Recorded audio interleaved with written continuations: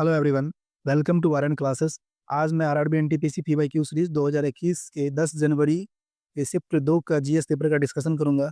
आइए शुरू करते हैं। पानी की कौन सी पट्टी भारत और श्रीलंका को अलग करती है? पाक जलडमरू मध्य भारत और श्रीलंका को अलग करती है। ये भारत के तमिलनाडु और श्रीलंका के जाफना जिले, या- यहाँ पे श्रीलंका और यहाँ पे तमिलनाडु है, इनके बीच का ये जलडमरू मध्य है। डुरंड रेखा अफगानिस्तान और पाकिस्तान के बीच की सीमा है, जिसकी लंबाई 2640 किलोमीटर है। लोम्बोक जलडमरू मध्य ये जावा और सुमात्रा के बीच में है और ये जावा सागर को हिंद महासागर से जोड़ता है। मलक्का जलडमरू मध्य इंडोनेशिया के सुमात्रा द्वीप और मलय प्रायद्वीप के बीच में है। प्रशांत महासागर और हिंद महासागरों के बीच ये मुख्य शिपिंग चैनल है। कुछ देखते हैं कुछ इंपॉर्टेंट जलडमरू मध्य और उससे रिलेटेड कुछ भूभाग जो है। फार्मोसा जल संधि चीन और ताइवान रिलेटेड जगह में है और इसमें दक्षिण चीन सागर और पूर्वी चीन सागर को जोड़ती है। कारटरी जलडमरू मध्य रूस में है। ये ओखोटस्क सागर और जापान सागर को जोड़ती है। यूकाटन जलडमरू मध्य मैक्सिको और क्यूबा के बीच में है। मैक्सिको की सागर और कैरेबियन सागर को जोड़ती है। कुक स्ट्रेट न्यूजीलैंड, तस्मान सागर और दक्षिण प्रशांत महासागर को जोड़ने का काम करती है। जमैका चैनल जमैका और हिस्पनियोला ओला कैरेबियन सागर और उत्तरी अटलांटिक सागर को जोड़ती है। फिर ये हडसन जलडमरू मध्य बफिन द्वीप और लेब्राडोर प्रायद्वीप को बीच में है। ये हडसन की खाड़ी और लेब्राडोर सागर को जोड़ती है। मोजाम्बिक चैनल मोजाम्बिक और मेडागास्कर के बीच में है। हॉर्मुज जलडमरू मध्य ईरान और ओमान के बीच का है। ओमान की खाड़ी और फारस की खाड़ी को जोड़ती है। 10 डिग्री चैनल कार निकोबार द्वीप समूह और छोटा अंडमान अंडमान सागर और बंगाल सागर को जोड़ती है। सुंडा जल संधि इंडोनेशिया का जावा द्वीप अपने सुमात्रा द्वीप के साथ जावा सागर को और हिंद महासागर को जोड़ती है। फ्लोरिडा जलडमरू मध्य क्यूबा और अमेरिका रिलेटेड है। मैक्सिको की खाड़ी और अटलांटिक महासागर को जोड़ती है। बेरिंग स्ट्रेट अमेरिका से एशिया तक फैला हुआ है। आर्कटिक महासागर और पूर्वी प्रशांत महासागर को जोड़ने का काम करती है। मलक्का जलडमरू मध्य मलेशिया और सुमात्रा पूर्व में प्रशांत महासागर और पश्चिम में हिंद महासागर को जोड़ता है। पाक जलडमरू मध्य भारत और श्रीलंका बंगाल की खाड़ी और फिर अरब सागर को ये जोड़ने का काम करता है। ये कुछ इंपॉर्टेंट जलडमरू मध्य है, इसको आप लोग ध्यान रखिएगा। पौधों को 5 समूह में विभाजित किया गया है। निम्नलिखित में से कौन सा एक पौधों का समूह नहीं है? जो पौधे के P5 हैं, जो P5 समूह है उसमें पहला है thallophyte, thallophyte, bryophyte, pteridophyte, gymnosperm और एंजियोस्पर्म। ये पौधे के 5 समूह है। थैलोफाइट, ब्रायोफाइट, टेरिडोफाइट, जिम्नोस्पर्म और एंजियोस्पर्म। प्रोटोकार्डेटा ये इस समूह में नहीं है। ऑप्शन नंबर 4 हो जाएगा इसका सही आंसर। सतीश धवन अंतरिक्ष केंद्र श्रीहरिकोटा किस राज्य में स्थित है? श्रीहरिकोटा आंध्र प्रदेश के नेल्लोर डिस्ट्रिक्ट में स्थित है और ये इसरो का रॉकेट लॉन्चिंग सेंटर है। इसरो की स्थापना 1969 में हुई थी। अभी इसरो के जो चेयरमैन है डॉक्टर एस सोमनाथ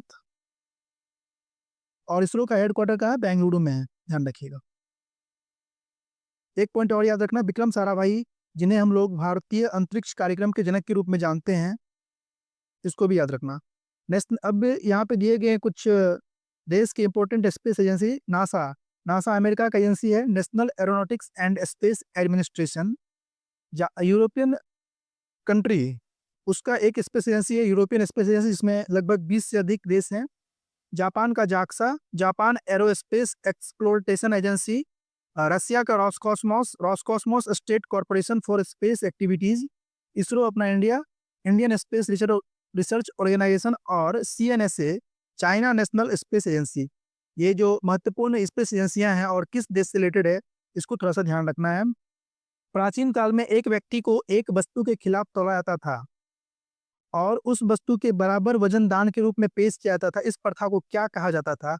तुला भरा इस प्रथा का नाम था, जिसमें एक व्यक्ति को एक वस्तु के खिलाफ तौला जाता था। जलीकट्टू, जलीकट्टू में होता क्या है कि एक बैल को छोड़ दिया जाता है भीड़ में और भीड़ के लोग बैल पे चढ़ने की या बैल के कुब्बर को पकड़ने की कोशिश करते हैं, उसे कंट्रोल करने की कोशिश करते हैं। पुलिकली, पुलिकली केरल का एक बाघ नृत्य है जिसमें लोग बाघ का भेष धारण करके नृत्य करते हैं। वर्ष 1960 में भारत और पाकिस्तान के बीच सिंधु जल संधि पर हस्ताक्षर किस शहर में किए गए थे? सिंधु जल संधि पाकिस्तान और भारत के बीच 1960 में कराची में किया गया था और उस समय भारत के तत्कालीन प्रधानमंत्री जवाहरलाल नेहरू और पाकिस्तान के राष्ट्रपति अयूब खान ने इस संधि पे हस्ताक्षर किया था। इस संधि के में जो नियम बना था कि व्यास व्यास रावी और सतलज, इन तीनों नदियों पे जो पानी का कंट्रोल रहेगा वो इंडिया के पास रहेगा। सिंधु सिंधु चेनाब झेलम, इन सिंधु चेनाब झेलम के वाटर का कंट्रोल पाकिस्तान के साथ पास रहेगा। इस ट्रीटी में यही साइन हुआ था। दो या दो से अधिक पदार्थों का समांगी मिश्रण है। विलियन विलियन दो या दो से अधिक पदार्थों का समांगी मिश्रण है। विलियन जो है सो दो या दो से अधिक पदार्थों का समांगी मिश्रण है। यदि बिल गेट्स के पास अपना रास्ता था तो विंडोज ओएस को किस नाम से जारी करने की योजना थी? Bill Gates American computer programmer हैं जिन्होंने दुनिया की सबसे बड़ी personal computer software company Microsoft corporation की स्थापना की और इनकी योजना थी इंटरफेस प्रबंधक के नाम से जारी करने की। मार्च 1931 में हस्ताक्षरित गांधी इरविन समझौते में निम्नलिखित में से क्या कहा गया था? जिसमें सविनय अवज्ञा आंदोलन को बंद कर दिया जाएगा। इस ट्रीटी में यही साइन हुआ था और इसमें कुछ महत्वपूर्ण फैक्ट था। उससे पहले मैं आपको बता दूं कि जो इरविन था उस समय वाइसराय था और इरविन का जो कार्यकाल था वो तकरीबन 1928 से लेकर के 1931 तक का था और उसके कार्यकाल में जो कुछ महत्वपूर्ण वर्क था वो था 1928 में साइमन कमीशन ने भारत का दौरा किया और 1928 में ही नेहरू रिपोर्ट की पेशकश की गई थी। 1929 में आईएनसी का लाहौर अधिवेशन और पूर्ण स्वराज की घोषणा की गई थी। फिर 1930 में सविनय अवज्ञा आंदोलन शुरू हुआ। 12 मार्च 1930 को दांडी मार्च। उसके बाद 1929 शारदा एक्ट, जिसमें लड़कियों की विवाह की उम्र 14 और लड़कों की विवाह की उम्र 18 निश्चित कर दी गई थी। तो ये इरविन के समय में कुछ महत्वपूर्ण वर्क हुए थे। गांधी इरविन समझौता महात्मा गांधी और तत्कालीन वाइसराय लॉर्ड इरविन के बीच 5 मार्च 1931 को लंदन में हुआ था, जिसे दिल्ली पैक्ट भी कहा जाता है। इस समझौते में कुछ प्रमुख बातें: हिंसा के आरोपियों को छोड़कर बाकी सभी राजनीतिक बंदियों को रिहा कर दिया जाएगा। भारतीयों को समुद्र किनारे नमक बनाने का अधिकार दिया गया। शराब और विदेशी कपड़ों की दुकानों के सामने धरना देने की आज़ादी मिली। आंदोलन के दौरान त्यागपत्र देने वाले को बहाल किया गया और जब्त की गई संपत्ति भी वापस की गई। उसके बाद कांग्रेस दूसरे गोलमेज सम्मेलन में भाग भी लिया। ब्रिटिश भारतीय राष्ट्रीय कांग्रेस की गतिविधियों पर अंकुश लगाने की सभी आदेशों को वापस ले लिया गया और अंग्रेज ने नमक पर कर हटा दिया। ये समझौता हुआ था गांधी इरविन 5 मार्च 1931 को। भारतीय परमाणु कार्यक्रम का जनक किसे माना जाता है? डॉक्टर होमी जहांगीर भाभा। इन्होंने Tata institute of fundamental research की स्थापना की। 1966 में इन्होंने 1954 में इन्होंने परमाणु ऊर्जा प्रतिष्ठान की स्थापना कहाँ की थी? ट्रॉम्बे में की थी, जो बाद में 1966 में जाके इसका नाम बदल के क्या हो गया? BARC, Bhabha atomic research centre. Doctor APJ Abdul Kalam, जिन्हें हम लोग मिसाइल मैन ऑफ इंडिया कहते हैं। और एक ध्यान रखना है, विक्रम साराभाई, जिन्हें भारतीय अंतरिक्ष कार्यक्रम का जनक के रूप में जाना जाता है। अब है भारत का कुछ परमाणु परीक्षण। भारत का पहला परमाणु परीक्षण पोखरण 1, जिसका जो कोड है वो स्माइलिंग बुद्धा, और जो पोखरण 2 है इसका कोड है ऑपरेशन शक्ति। लास्ट एनटीपीसी में से क्वेश्चन पूछा गया था, ऑपरेशन का कोड का क्या नाम है? वर्ल्ड वाइड वेब में अब तक पंजीकृत पहला डोमेन का नाम क्या था? www.symbolics.com। इसे 15 मार्च 1985 को पंजीकृत कर लिया गया था। निम्नलिखित में से कौन सा उत्तर प्रदेश में एक स्मारक नहीं है? सफदर जंग मकबरा, ये दिल्ली में है और दिल्ली में ये मुगल कालीन मकबरा है, जिसे नवाब सफदरगंज के लिए बनाया गया था 1754 में। नवाब सफदरजंग जो थे वो अवध के नवाब थे और मुगल साम्राज्य के वो तत्कालीन प्रधानमंत्री थे। यह बलुआ पत्थर से बना हुआ है। बड़ा इमाम बाड़ा, सारनाथ स्तूप और ताजमहल, ये तीनों यूपी में है। प्रधानमंत्री जनधन योजना की शुरुआत किसने की? पीएम मोदी ने। जब इन्होंने पहली बार इलेक्शन जीता था और प्रधानमंत्री बने थे तो 15 अगस्त 2014 को लाल किले के प्रचार से इस योजना की घोषणा की थी और 28 अगस्त 2014 को ये योजना शुरू कर दिया गया। और इसको कौन देखता है? इसको वित्त मंत्रालय देखता है। इस योजना के तहत खाता खोलने के लिए कोई न्यूनतम शेष राशि की आवश्यकता नहीं होती है। विश्व का सबसे लंबा लिखित संविधान किस देश का है? भारत। जब अपना संविधान बनकर तैयार हुआ था उस समय इसमें 8 अनुसूचियां, 22 भाग और 395 अनुच्छेद थे। अभी तकरीबन 470 अनुच्छेद हो गए हैं।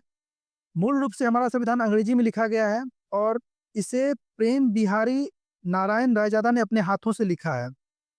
भारतीय संविधान 26 नवंबर 1949 को अपनाया गया और 26 जनवरी 1950 26 जनवरी 1950 से पूरी तरह प्रभावी हो गया था। स्थानिक प्रजाति पौधे और जानवरों की वे प्रजातियां हैं जो क्या है? स्थानिक प्रजातियां पौधों और जानवरों की वो प्रजातियां हैं जो किसी विशेष क्षेत्र में पाया जाता है, उसे हम लोग स्थानिक प्रजातियां कहते हैं। निम्नलिखित में से किसने स्वदेशी आंदोलन के माध्यम से औपनिवेशिक शासन के उग्र विरोध की वकालत नहीं की?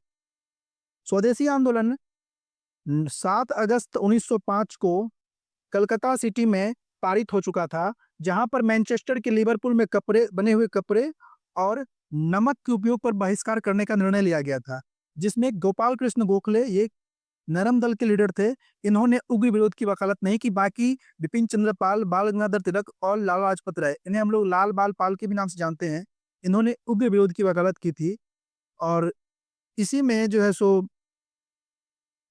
पश्चिमी भारत में, महाराष्ट्र में खास करके शिवाजी शिवाजी और गणपति उत्सव किसने? तो लोकमान्य तिलक जी ने शुरू किया था। निम्नलिखित में से कौन सा भारत का राष्ट्रीय उद्यान नहीं है? सांदूर राष्ट्रीय उद्यान पाकिस्तान के घिसेर जिले में स्थित है और इसे दुनिया की छत भी कहा जाता है। बालपक्रम मेघालय में है, अंसी कर्नाटका और दचिगम जम्मू एंड कश्मीर। अभी तक भारत में कुल 104 नेशनल पार्क है, जिसमें सबसे अधिक मध्य प्रदेश में तकरीबन 10 नेशनल पार्क है। सबसे पहला national park Jim Corbett Uttarakhand में है और सबसे बड़ा नेशनल पार्क हेमिस लद्दाख के लेह जिले में है। सबसे छोटा national park south button national park जो अंडमान और निकोबार द्वीप समूह में स्थित है। कौन सा सरकारी संगठन भारतीय प्रतिभूति बाजारों में सक्रिय सभी खिलाड़ियों का प्रमुख नियामक है?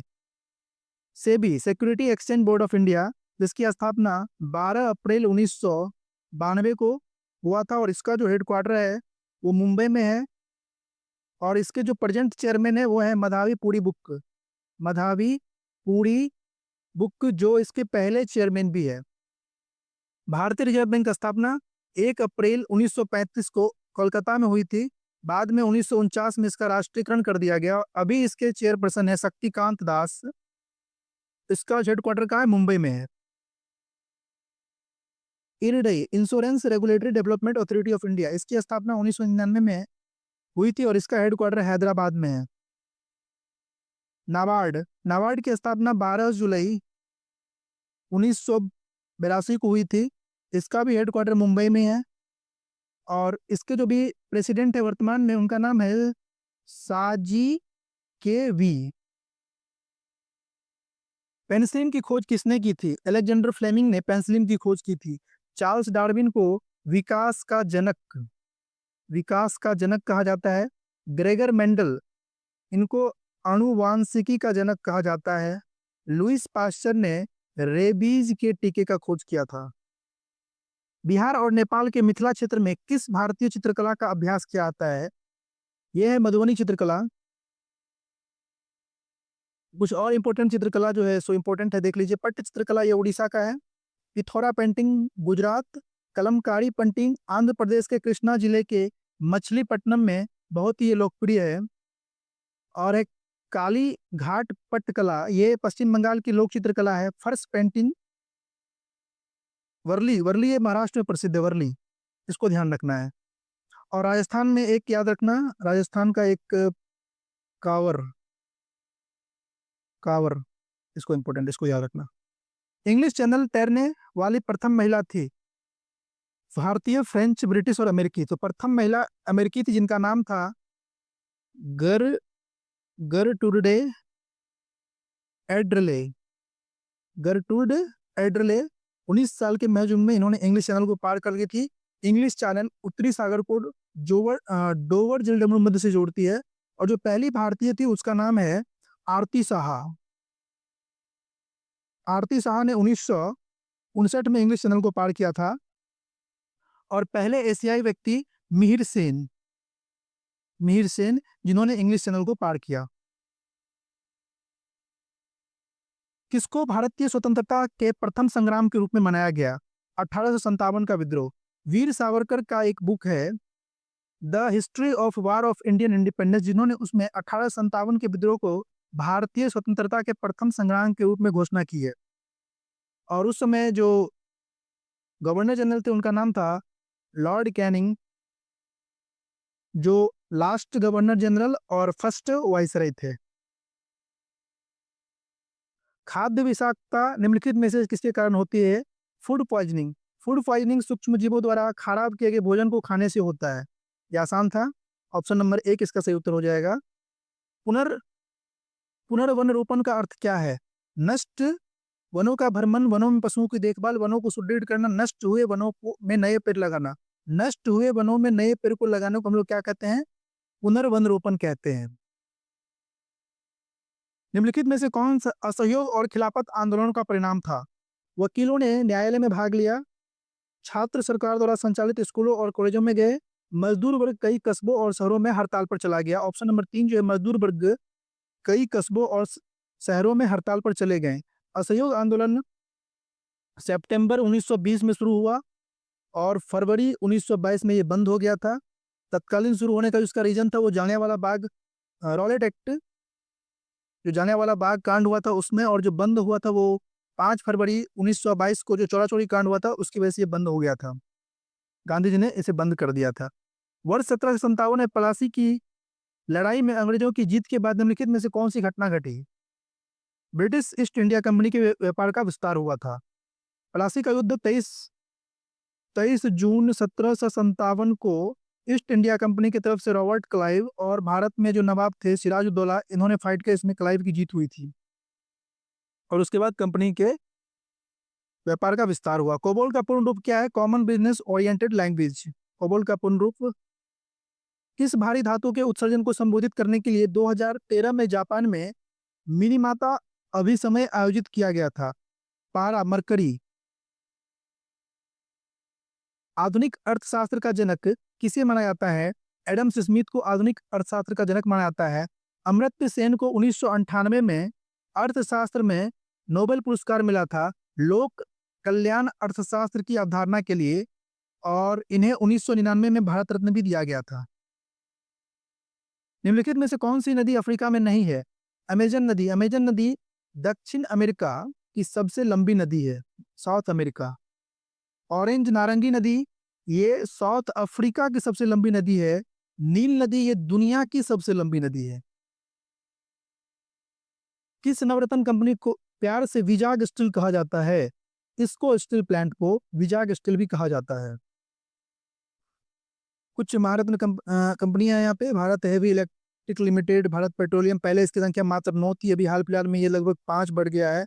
अभी जो ऐड किया गया हिंदुस्तान एरोनॉटिक्स लिमिटेड को, ये अक्टूबर में इसको ऐड किया गया है। ब्रेक्जिट शब्द का आविष्कार किसने किया था? तो इसका आविष्कार किया था पीटर वाइल्डिंग ने। हुआ यूं था कि 2012 के दौरान जो ब्रिटेन है